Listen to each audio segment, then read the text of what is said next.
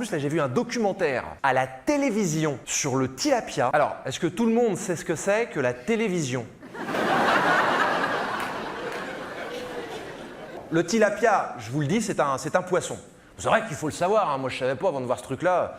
J'avais jamais entendu ce mot-là de ma vie. Et c'est vrai que quand on connaît pas, le mot tilapia, ça fait davantage penser à une maladie qui fait mal au ventre ou Tu verras, le Pérou, c'est super, mais pense bien à faire ton vaccin contre le tilapia. Hein. Bon. En fait, pas du tout. En fait, c'est un poisson. Et au début, si vous voulez, c'était des poissons ils restaient entre eux. Ils étaient entre poissons de la même espèce. Mais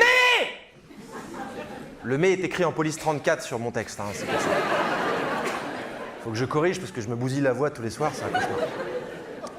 Au fur et à mesure des siècles et de l'évolution des espèces, c'est des poissons qui se sont mis à côtoyer de plus en plus fréquemment du riz basmati et des petits légumes. Pourquoi? Alors, eh bien tout simplement parce que c'est un des poissons les plus consommés dans le monde. On n'en entend pas beaucoup parler comme ça, mais c'est un des poissons les plus consommés au monde. Pourquoi? Parce que c'est très bon marché, ça coûte pas cher. Et pourquoi ça ne coûte pas cher? Eh bien tout simplement parce que les élevages sont pas très feng shui. Vous avez déjà vu les élevages de poulets en batterie? Vous savez les trucs là, il y a 2000 poulets dans 5 mètres carrés, c'est répugnant. Enfin, c'est répugnant, mais pour un tilapia, ça s'appelle le Club Med.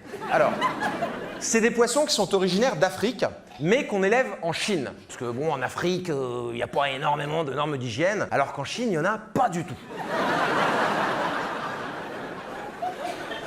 Et en fait, ça rend l'élevage plus économique. Donc c'est pas un poisson d'eau de mer ni un poisson d'eau douce, c'est ce qu'on appelle un poisson d'eau sale, c'est un nouveau genre de...